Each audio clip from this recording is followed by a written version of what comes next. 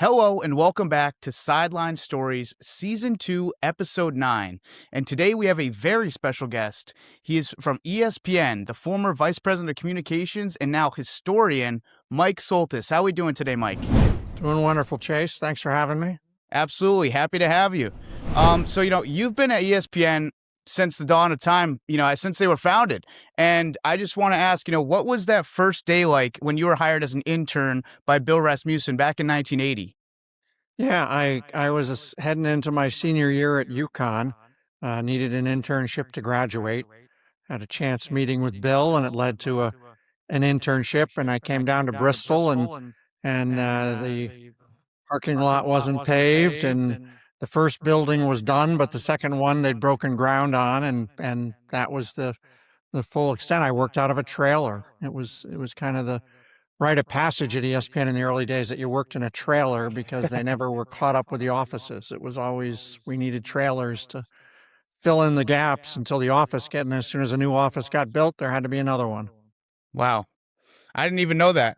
And so at the time, ESPN was still a brand new idea. Had you known what it was going to turn into, or were you just kind of there for the ride?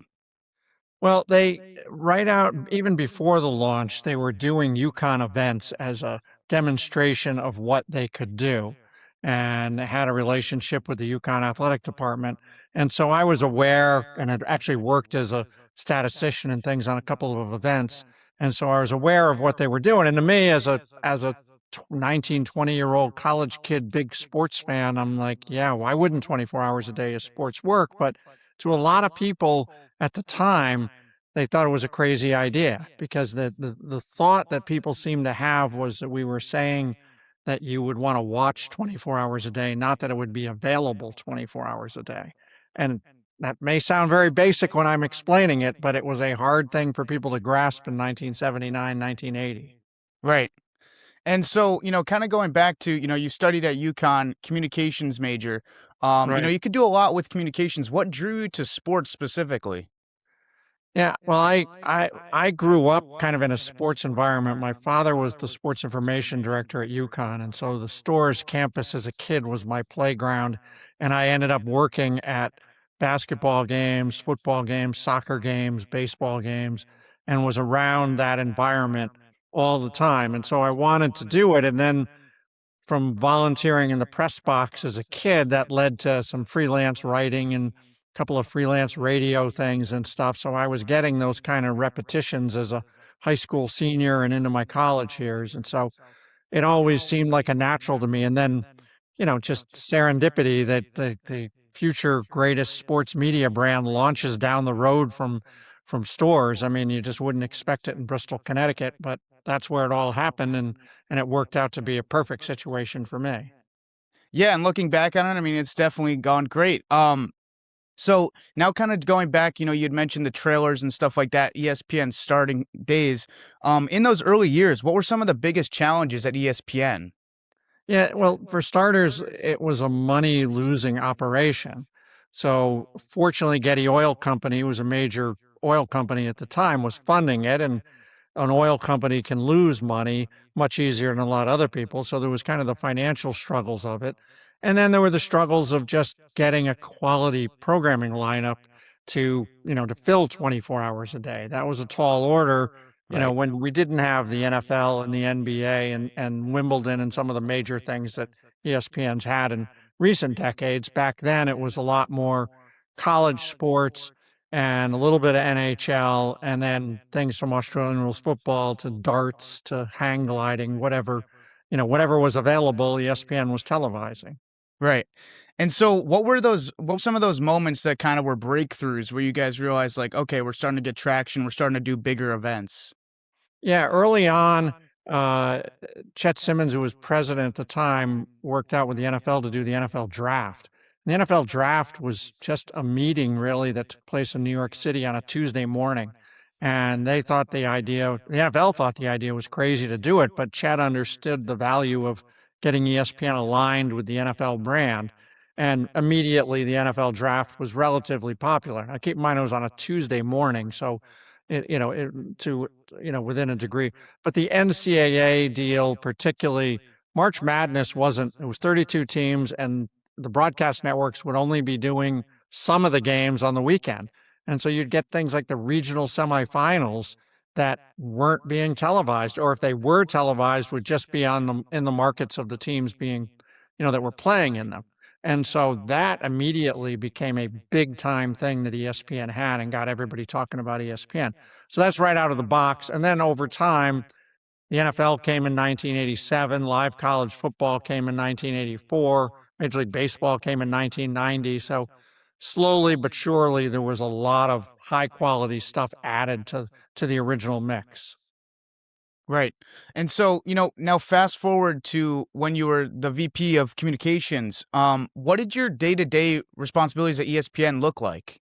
Yeah, a lot of it in the early days in PR was publicizing all the great programming that ESPN had, trying to get mentions in newspapers about ESPN, about the programs that we had, trying to get the schedule listed in the newspaper. That was like a big deal because that's how people just, oh, this game is on tonight. I read it in the newspaper. It's not really how anybody does things these days, but then that was like a critical component.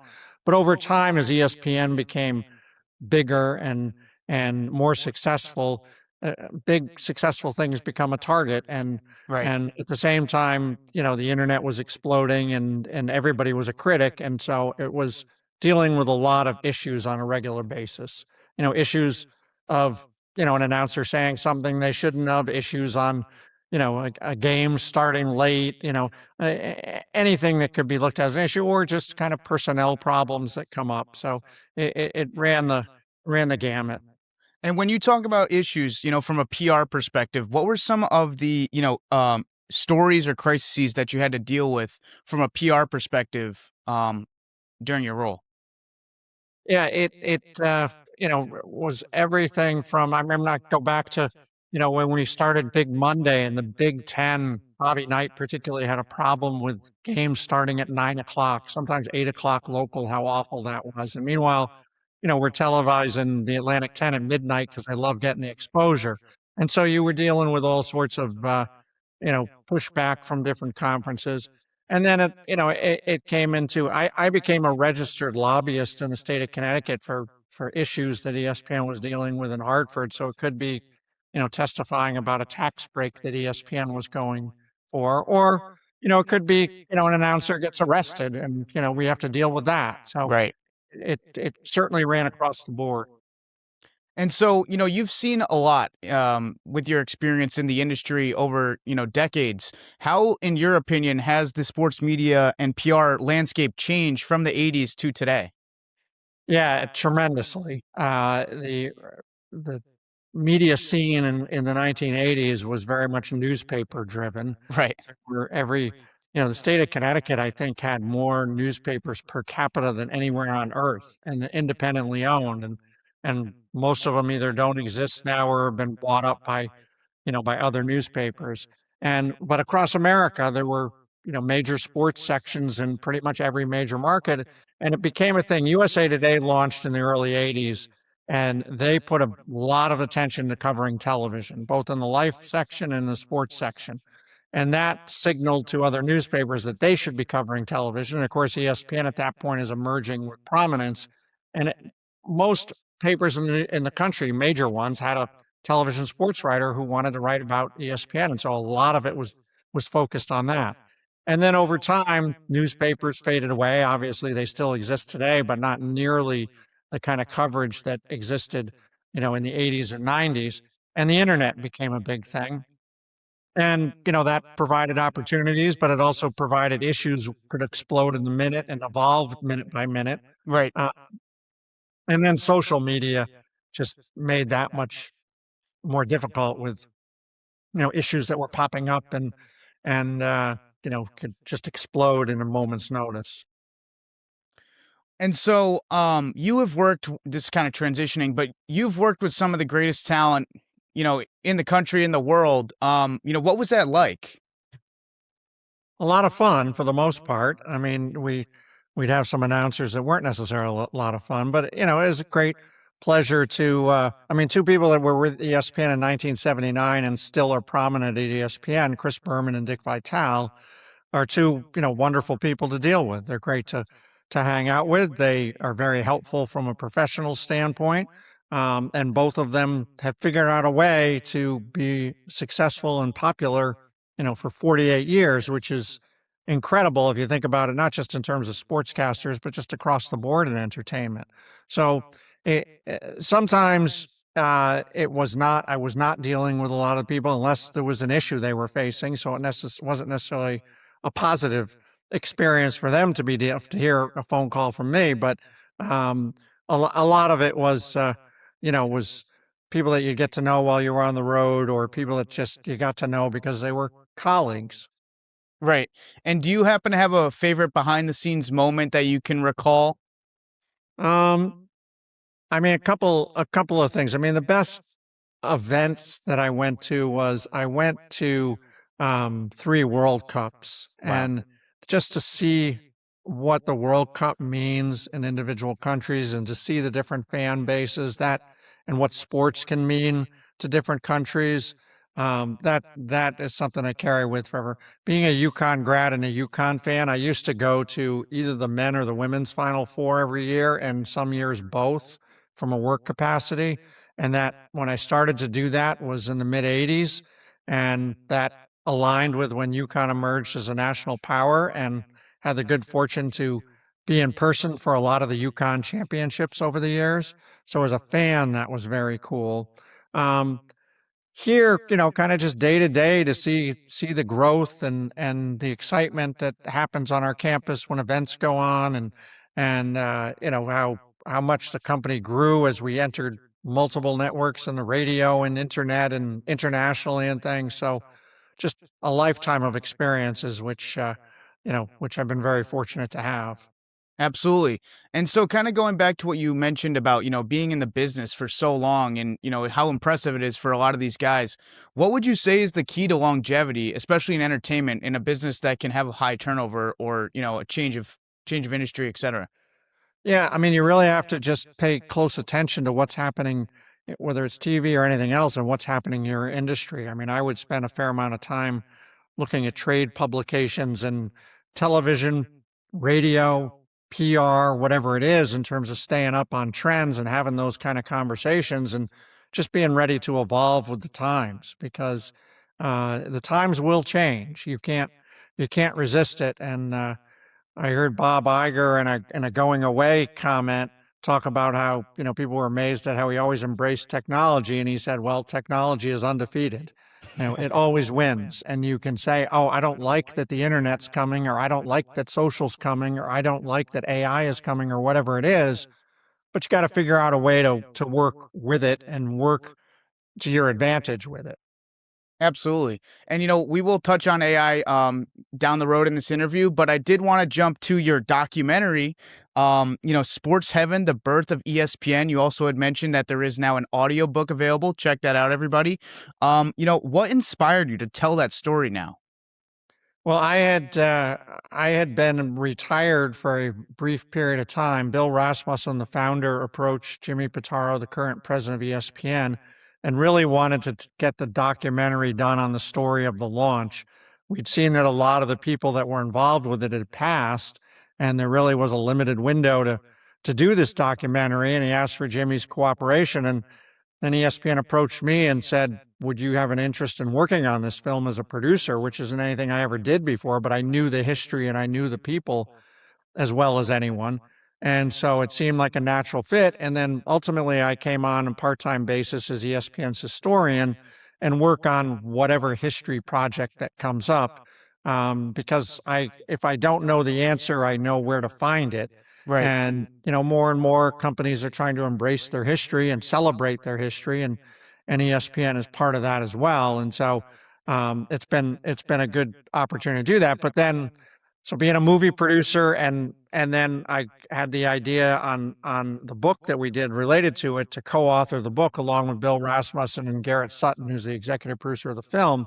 It just was an amazing opportunity. And unfortunately, Hachette Audio liked the idea of the audiobook, which we did 22 interviews for the documentary, and we took sound bites from all 22 of the interviews and interspersed them with Bill Rasmussen's original diary about the launch. And so what you get is a professional narrator who's telling the story. And then every few pages, you're getting a perspective from Chris Berman. It's actually Chris Berman and Bob Lee and Jimmy Pitaro. I'm in there a little bit. 22 different people that, tell that story and keep a very dramatic story going, but also give you the context of what it all meant to sports television over the long haul. Right. And so, from your perspective, what do you hope viewers get out of this documentary? What is the takeaway? Well, that it absolutely was an amazing story that a guy who gets fired by the Hartford Whalers, living in central Connecticut, just has an idea. And the idea is I want to see sports on TV all the time, so let's do a 24-hour sports network. And it sounds so simple, but at the time there wasn't that. There wasn't CNN, there wasn't MTV, there wasn't the HBO existed, and that was about it for cable. And in a very short order, Bill was able to do a deal. And keep in mind, he's just a guy who got fired by the Hartford Whalers, but he did a Right. deal with the NCAA and Anheuser-Busch and major cable systems and RCA for the satellite and the city of Bristol for the building. And all this had to happen in a relatively few months, but he also needed tens of millions of dollars to fund it and was able to work with a venture capital company and get the funding needed from Getty Oil. So it is a very fast-paced story. I think our director, Greg DeHart, really handled it well on how we told the storylines of it. I've yet to talk to anybody who watched it that didn't think it was a very fast-moving, amazing tale. And a lot of people at ESPN that have watched it that said, I had no idea. So I think most people, you don't know the origin story of most companies. And between podcasts and other documentaries, telling the origin story, has become a thing. And the ESPN one is like pretty exciting. Absolutely. And during the time of producing and going through all this, historical documents and footage and stuff, was there anything that surprised you? Any stories or details that you may have uncovered that were surprising to you? Yeah, one of the best video that was uncovered was a rehearsal video on the day. ESPN launched September 7, 1979, and they did a rehearsal that afternoon that I didn't know a tape existed, and we uncovered it, and that provided some interesting footage because you saw, without a filter, you saw some of these executives dealing with each other on camera, and it's there on video because they thought they were just, practicing for themselves, but here we are 48 years later watching it. So that was kind of fun. I also found pretty fun. So the first show is SportsCenter, which is an amazing story in itself that SportsCenter has been the flagship of ESPN since day one and still is. But SportsCenter was the idea of Bill Rasmussen following a show he'd done 3 years early. He did a time buy on an over-the-air station in Hartford, that Channel 18, that did religious programming, and he bought a half hour a day to do a sports news show and saw that it worked, and that sports only became what SportsCenter became. And really I'd heard that before, but hadn't really dug in and talked to some of the people that were involved in it and were able to read about it. Unfortunately, we weren't able to find any videotapes of that show, but just that, there was a model for what SportsCenter became. Right. And, speaking of the tapes issue, so I had read an article, I believe it was the Sports Business Journal that put it out about your documentary, but they had said that one of the troubles that you guys had was a lot of the tapes from, the 80s, early 80s, they were just retaped over. Could you kind of talk about that? Yeah. So, again, ESPN's losing money. Getty Oil had a lot of money, but didn't want to lose a lot of it. And it was an easy expense thing to be, all right, well, SportsCenter doesn't get repeated at that point. So if we do the 7 o'clock SportsCenter, well, we'll tape the 10 o'clock, the 11 o'clock SportsCenter over it. And then the next night we'll tape, and we just kept taping over things. Fortunately, the first show exists, and the first event, the Slow Pitch Softball World Series, we have on tape. And then some things that would get a repeat. So Dick Vitale's first game, we happen to have the video of that, and the reason was it wasn't just going to air live; they were going to air it again at 3 a.m. and 2 o'clock the next afternoon. So those things weren't taped over, but everything else was. So you just don't see, you can't find a whole lot of video on ESPN in 1979. Right. And so, now kind of transitioning to, the evolution of ESPN. So over your 40 years, how have you seen sports media evolve the most? just with the choice that you have. I mean, in 1979, it was novel enough that there was one sports network, ESPN, that you could go to. But then you go to today, and just basically anything you want to see, you can see if you're willing to buy the right streaming service or watch the right YouTube feed, or listen on the sometimes on the radio. But social, things will be streamed. So everything's out there that you can imagine. And that certainly wasn't the case before ESPN, and even in the first decade of ESPN. ESPN was a singular network in 1979 to 1983. 1993. ESPN2 didn't come around till then. And then that really marked the growth stage where added ESPN News and ESPNU and ESPN Radio and International, and then the ESPN.com came about in the mid-90s. So it really exploded, and the rest of the sports media universe was exploding at the same time. So ESPN still in a leadership position, still doing more than anybody else, but certainly has a lot of competition these days. Absolutely. And, ESPN definitely leading the charge still to this day. What would you say has been, the difference makers or the X factors for the company, especially nowadays in such a competitive space, to still stay on top of the game? I mean, they're covering the Super Bowl next year. Yeah, Lee Leonard, the first words on ESPN that were spoken, he says, "If you're a fan." And then the focus became, okay, we always have to be looking at what does the fan want? And if the fan wants multiple networks because ESPN's not enough, then we need to do it. If they want to be on the internet, then we need to do it. If they want direct to consumer, then we need to do it. And that still today is, the mantra of the company is, serving the sports fan, and that remains. The other thing is the things that have worked. So SportsCenter has worked, and the sports fans have always appreciated it, and that continued to evolve. And it certainly isn't what the show was in 1979, but has evolved in a positive way.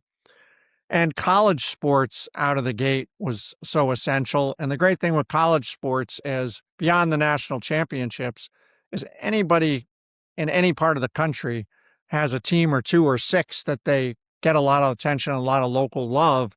And ESPN generally has the rights to those teams. And so that's been a great partnership for ESPN. Plus, college sports happens every day of the week, and Right. ESPN's there every day of the week. So it worked from the get-go in 1979 and still works today. Absolutely.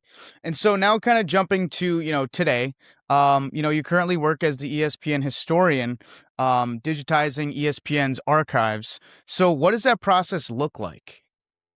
Yeah, it's identifying what we want to keep. So when I worked on the documentary, identifying a lot of early press releases and press clips and what video and what pictures that we had, and making sure that not only do they exist, but that they're digitized so they're protected for ESPN's 50th anniversary in 3 years, or ESPN's 75th anniversary in 28 years, to make sure we have that kind of thing, and identifying important historical things to hang on to. But then if there's other history projects, it can be, ESPN's working on a film on the history of NFL primetime.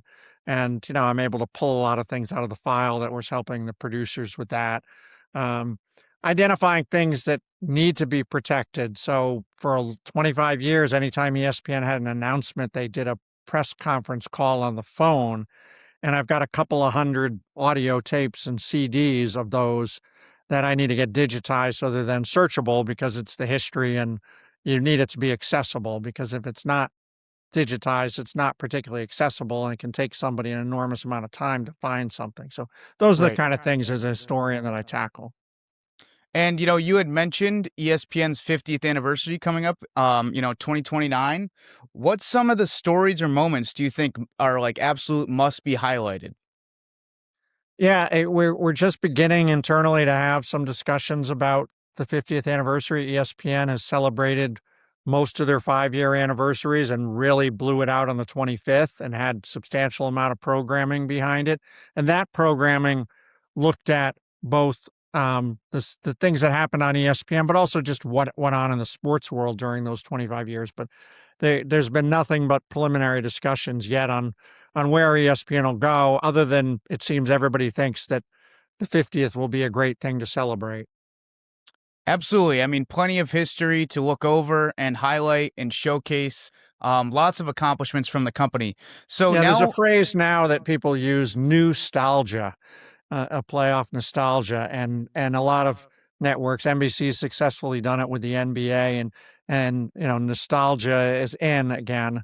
And ESPN certainly can bring in. We recently had Rich Eisen come back and do a Sports Center, I did see and that that. got a tremendous amount of social media attention. So, um, you know, eh, the older people like it because that was my youth. The younger people, for the most part, just find it pretty cool to learn about it and experience it. Yeah, that was very cool, the Rich Eisen thing. I did see that.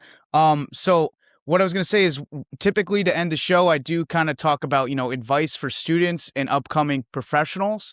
Yep. So for students interested in sports media or communications, what advice would you give them? A couple pieces of advice. One is you really have to get as much experience as you can. It doesn't have to be at a big, high profile place like ESPN, but you need to get experience in whatever the skill set is needed at the moment. Currently social media, currently AI. You need to just get practice, whether that's at a school newspaper, or whether it's working at a small PR firm, anything just to get that kind of experience. The other thing that I continue to stress with people is the value of good writing. A lot of times students are, wanting to shy away from writing classes, and writing's going to help you communicate. And whether you're doing it on social or you're doing it speaking or you're doing it in emails, being a good writer is helpful. And I know, oh, well, AI can write it for me now, but it's AI is not going to deliver it in the personality you can bring, and is going to miss points and what have you. So I still think writing remains an important skill. I think that's great advice because writing, especially in sports media, is such a crucial part of storytelling. And that's what sports is. There's so many stories to tell. Right. And if you aren't a good writer, then you aren't going to tell good stories. Correct. Um, so another question about that is, so what skills, you kind of answered this as well, but what skills would you say are most important for someone to look to succeed in sports PR and communications today? You have to be, well, one is to be empathetic. I mean, you're dealing with media or you're dealing with influencers, and you need to have a certain amount of empathy in you that you understand they got a job to do and what their perspective is and what their deadline is. So I think that's a key kind of personality trait that serves people in PR well. And then what we talked about earlier, just staying really well informed about what's going on in whatever business area you're working on. You need to be an expert. People need that have a PR person or a marketing person. They need to be an expert on what they're talking about, what their company's doing, what their business is doing. So, and you can make yourself an expert if you put the time into it. Absolutely. And now kind of reflecting, looking back on over 40 years at ESPN, impressive, I will say. Thank you. What are you most proud of? What is your biggest takeaway from working at, one of the greatest sports media companies in the world for multiple decades? Yeah, just the fun that I've been able to have, the experiences. I'm always open to a new experience, and I've been very fortunate to have all sorts of opportunities. But if something like this movie came up, and it's like I wasn't a film producer, but I'm like, that sounds like a really cool thing to work on. Right. It could have been easy to say, "Nah, I'm going to go play golf." I'm in my mid 60s, but like, all right, that was a cool opportunity. And that's kind of an obvious one, but there are other times that things are kind of put in front of you, and it's a smart thing to try to take the opportunity and make the most of it. Absolutely. Well, Mike, that's it for me as far as questions. If you want to plug your documentary and audiobook, feel free. Sports Heaven, The Birth of ESPN, check it out. Where can we find it?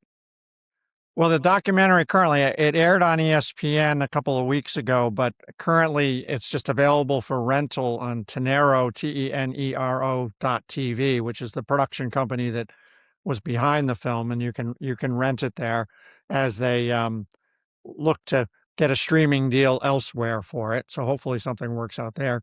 The audio book is available everywhere that audiobooks are available, and seems to be doing very well out of the box.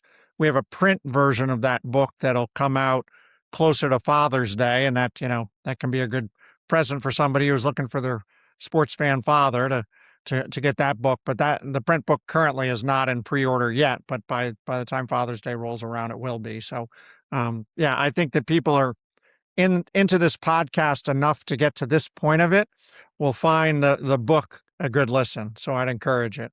Absolutely. Well, Mike, thank you for your time. This has been season 2, episode 9. Really appreciate the conversation. This is going to do it for this season. This is my last episode here at Sacred Heart University, but we will continue the series. Keep an eye out for season 3. And yeah, thank you so much for your time, Mike. I'll definitely keep in touch. An honor to be the last guest, and good luck with the next season, Chase. Thank you.